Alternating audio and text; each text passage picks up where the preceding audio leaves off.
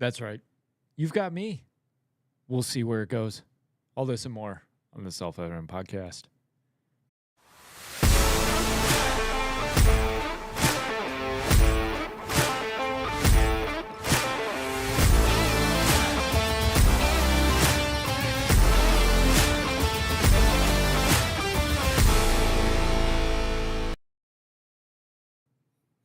Welcome, y'all. You got Mike. Massey is out of town, and we had talked about doing a long distance podcast, but I know he's got a lot going on today, so it was like, I'll shoot it myself. But because of that, you've got a mic cast. So there on the microphone, that's me. I don't know. Anyways, be sure to go to theselfevidenttruth.com, get yourself a shirt, some merch. We've got resources. We've got the Church Liberated book, which is going into print and will be shipping out to those of you who have pre-ordered. So by all means, please stay patient. We're almost across the finish line with all of that. And if you have not secured yourself a copy, by all means, go get yourself and order a copy. Get yourself a book by ordering a copy. How about that? Other than that, no, you guys are great. We're so thankful for you. I know that sounded like I was just like passing you off. Like, you guys are great. You're great. No. You guys really are amazing. We're so thankful for each and every one of you. And just as a housekeeping tip, we do still have our newsletter, our Year of the End drive. All the nonprofits do it. And if you're looking for a tax break for your business, for yourself, if you're looking to give, by all means, pray about giving to us. But most importantly, I care more about you giving where the Lord has told you to give. So if it's to somebody else, by all means, do what you need to do. But if the Lord's putting us on your heart, we're so grateful for your obedience. And it really is true that money helps us get where we need to go. But I'm not going to belabor the point. Go to the website, check out our social media. We've got the newsletter up. You can see our goal, all of that. That being said, so typically when I do this by myself and I'm not covering like big major news events, it goes fairly quick. So don't expect a super long podcast, but I do want you to listen in. And I want you to take a couple of minutes and just put everything aside. If you're driving, awesome. If you're working out, awesome. If you're with the fam, cool. No worries. Family friendly. And I'm going to start in one spot, but I'll end somewhere else. What was it? Yesterday? This morning? I don't know. It all blends together sometimes. I posted something on X, and it was like, dang. You ever say something or post something, and you're like, dang, that was good. This was one of those moments. And what I said was something to the effect of, excuses are easy to make. Anybody can make them. Most people do. Do you want to be like most people? Invariably, most of us say, we don't want to be like most people. We want to be a little more exceptional than the rest. And if you're like, that shouldn't matter, blah, blah, blah, just hear me out. I know where your mind is probably going, but just stick with me for a second. Excuses, just like compromises, derail us, and they sound good in the term. And they can even come from our greatest of loved ones. And one way to check for a red flag of, is a loved one giving me sound advice or should I be wary, is that reason or excuse something that they would do, and do you want to emulate them in that field, right? So if you're out with friends and you're about to order chicken and vegetables and your friends are going to order pizza and burgers, and your friends say, dude, just get some pizza and burgers, look at their level of fitness and their health, and are they overweight? Are they sedentary? What's their life like? If they've got a six-pack and they've got a great business and a loving family and they're super involved, and they're doing well and they know your struggle, they know what you're going through, and they look at you and go, look, dude, it's okay. Get a burger tonight. You're good. Then it's probably sage advice. However, if they're 40 pounds overweight, they don't have a job, they still live with their mom, and there's no discernible direction for them, and they look at you and they go, oh, man, you're eating too healthy. Just take a night off. Be aware. Be very careful of that advice. Because a lot of times, and we might not even know we do it, we help people in their excuses. And it's interesting because I've had several conversations across the gamut with different people, and the realm of excuses keeps coming up. And it comes up for me as well as everybody else. And I'm fascinated by the small choices that we make in day to day. And that's why typically if it's me in charge of the podcast doing my own thing, Mike's off on his own tangent, and is this really self-evident? I don't know, but y'all who listen, thank you. It tends to be stuff like discipline, choices, little victories, excuses, that kind of thing. Because I'm so fascinated by the culmination of small choices over a long period of time. We tend to think, I need to make the big choice once, and that's going to change everything. No, it's an accumulation of small choices over a long time that will build positive or negative results. And excuses or compromises are the perfect way to go into the negative territory over a long period of time. Look, if you make the excuse, well, I'm tired, I didn't get enough sleep last night, over a long period of time, sorry, that's who you are. That's the process you've taken. And we tend to make our excuses or our compromises sound really good and really reasonable to ourselves, especially in the moment of heat, the moment of tension. When you get into that moment, your inner excuse maker or your inner compromise becomes so reasonable.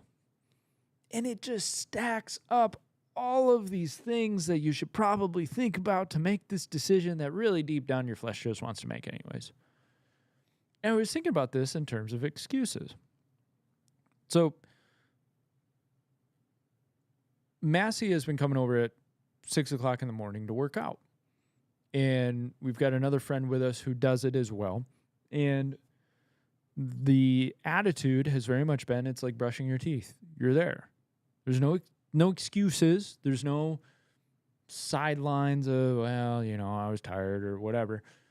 It just, you're there. And I've enjoyed it because, and I've written a couple of blog posts over on the Forge stuff about this, that I know I have to open that garage door at 6 a.m. And I know there's been no communication between me or our friend or Massey, but at some point, at least one of them will be there. So it's on me to open the garage door. It does not matter if I have only had 2 hours of sleep or 8 hours of sleep. The excuse doesn't work. And I would do them a drastic disservice to text both of them and say, well, I only got 4 hours of sleep last night, so I'm not going to work out, guys. So they're counting on me. And they're making good progress, and they're doing well. Who am I to make those excuses that ripple out and affect them? And a lot of times we think our excuses only affect us. Oh, it's fine. I can eat that pizza. It's great.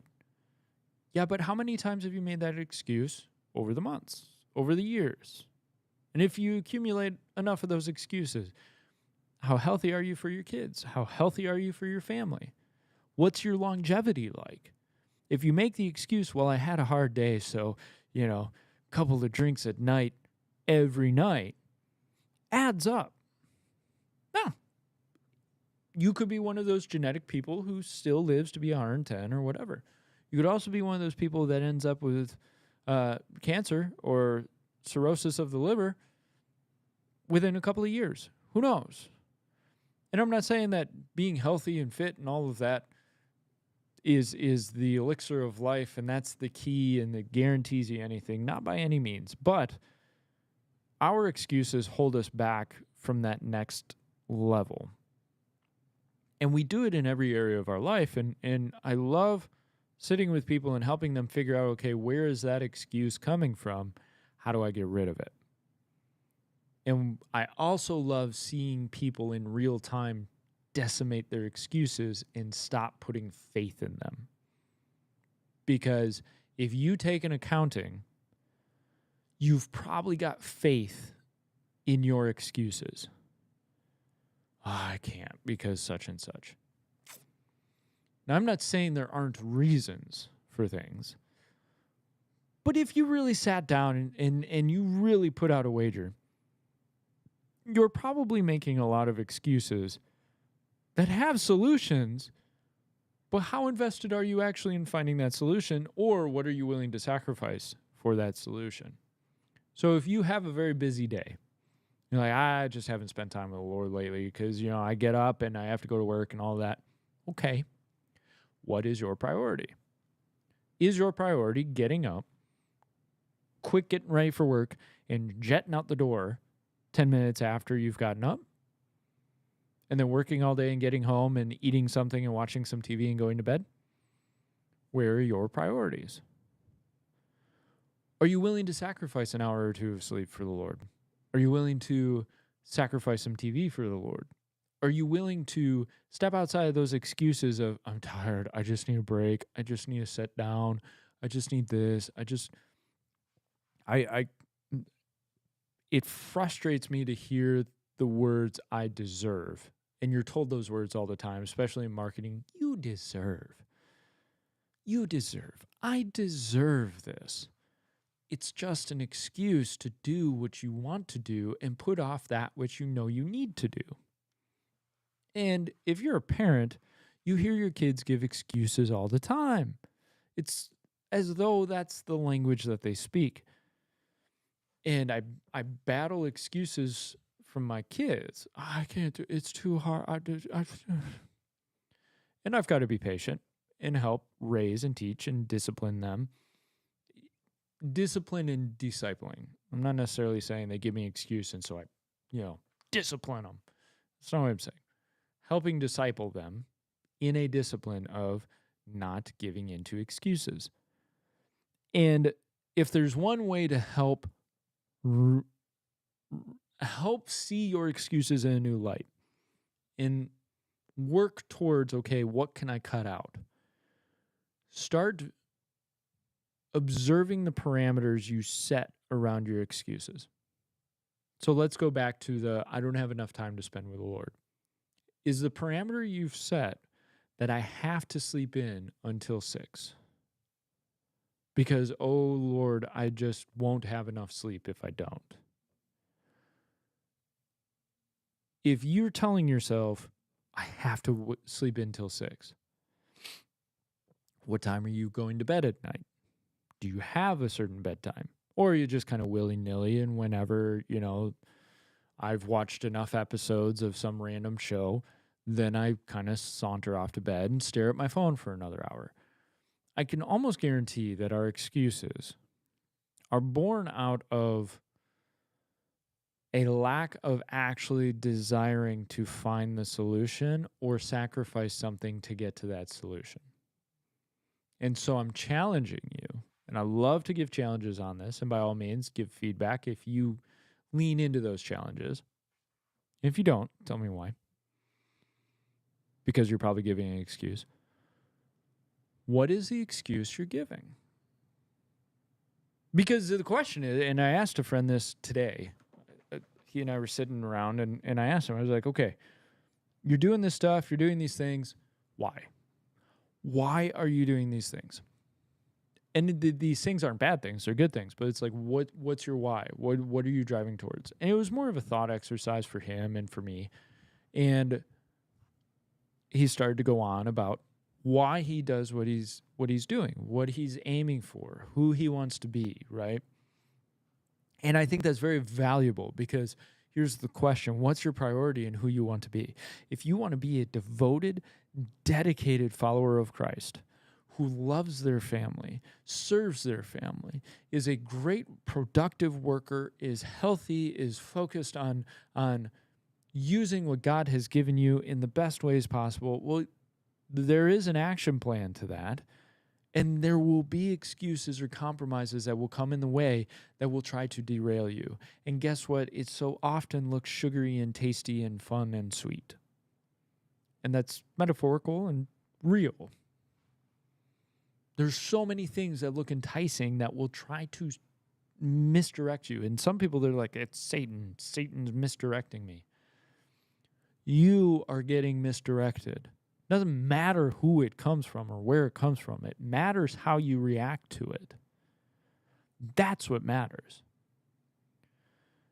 And taking an accounting of where you want to go means saying, what am I not willing to compromise on?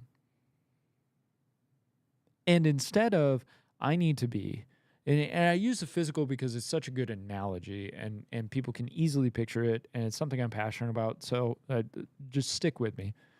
Let's say you're a guy, I want to be 185 pounds, six-pack, blah, blah, blah. That's cool, but that's a what. It's not a why. That's what you want to be. When you get into the why, there's a little less objective numbers. Now, some people will tell you you need to set really objective numbers. I think objectives are good because they give you something to shoot for, but I don't think they're the most important. Instead, if you're going to shoot for some numbers, shoot for consistency's sake. Shoot for, I need to do this because I need to stay consistent to what I'm doing. With your ideal in mind. And your ideal is not a location that you're going to get to and all of a sudden it's utopia. Your ideal is actually the journey. It's your fulfilling and becoming what your ideal was, and you're continuing to operate in that. It's the day-to-day. It's the small choices. It's the who are you over a long term. Just like they say, it's not who you are when you're around other people. It's who you are when you're by yourself. When nobody's watching. Who are you? And our excuses so easily derail us from who we actually want to be. And my question to you is, who do you actually want to be? Because those excuses will derail you. And you only have one life. You only have one chance at this. Gosh, I want you to live with abundance because I want to live with abundance. And man, I look at it and it's like, okay, I can either live in complete poverty of every area of my life or live in true abundance. And guess what true abundance means? Sacrificing those things that keep me from it. And that may be when I come through the door and I'm exhausted and my kids want to play, me sacrificing myself and going, okay, I have a choice here. I can either sit on the couch and watch some TV or whatever, or go play with them even though I don't feel like it. And I want to look back and know I stuck it through and I played with them. Because guess what? If you do it, more than likely, you're going to feel better about it. You're going to feel better about yourself. And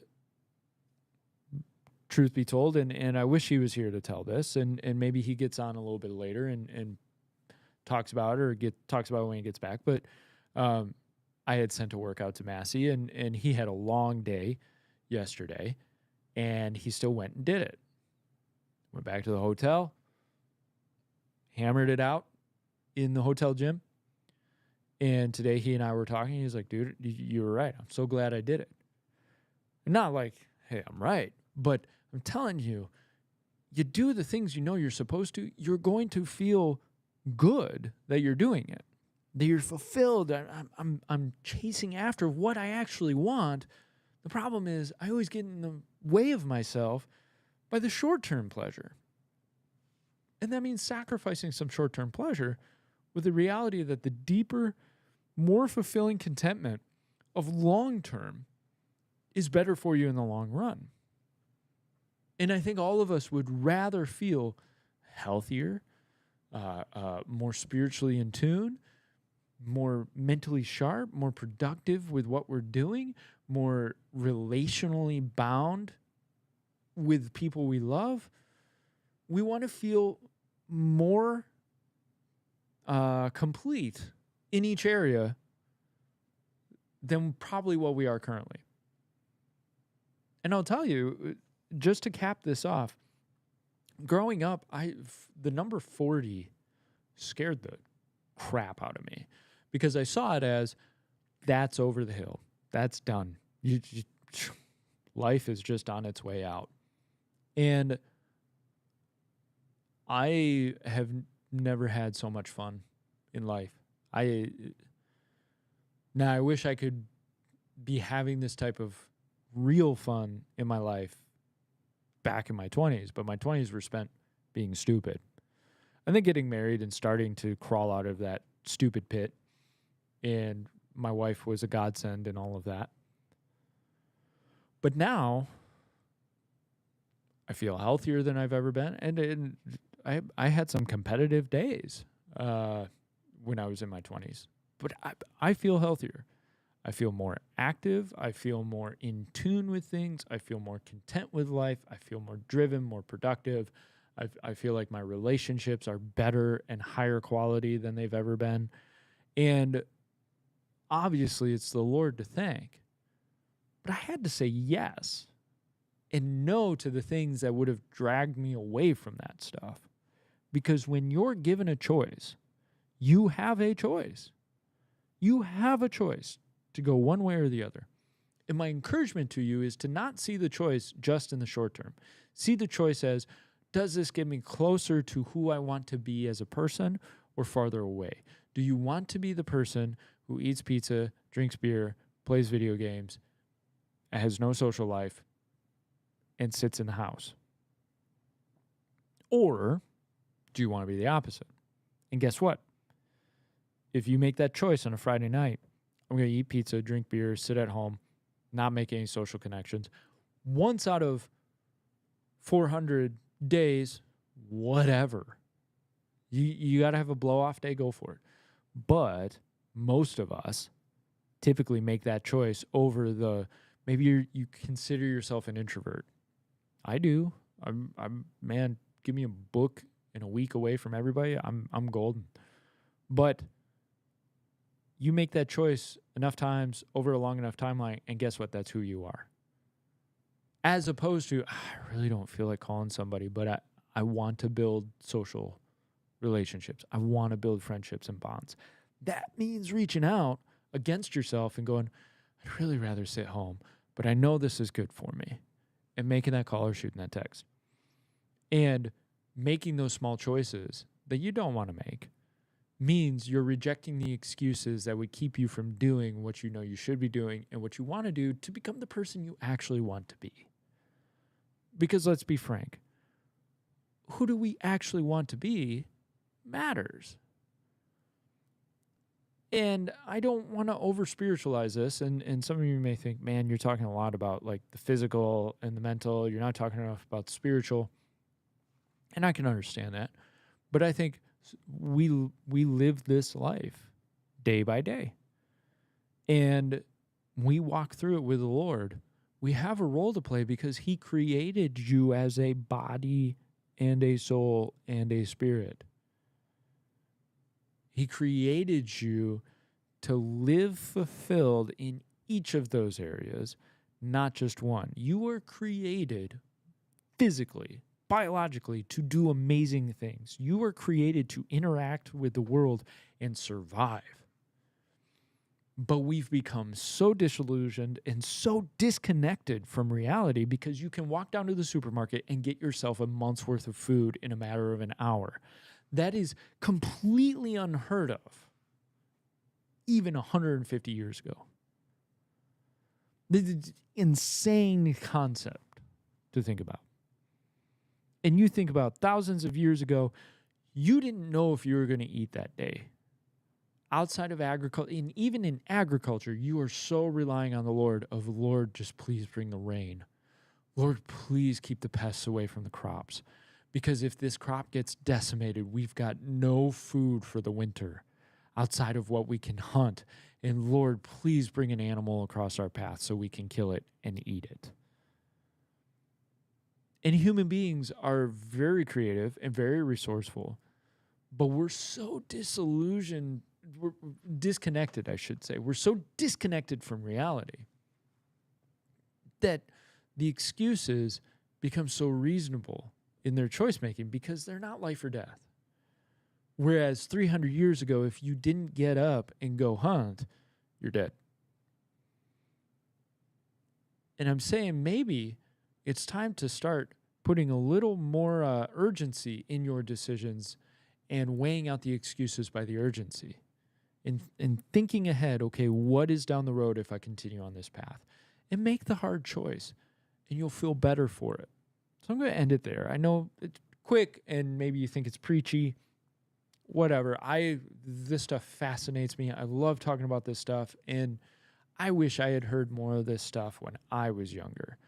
And so if you want more of this type of stuff, please check out the blogs on Self-Evidence page.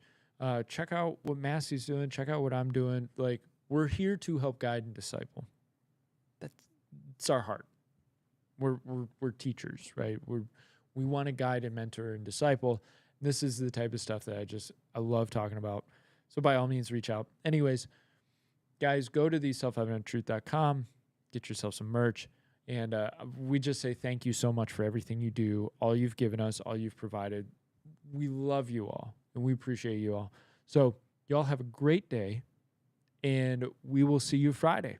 All right. Love you.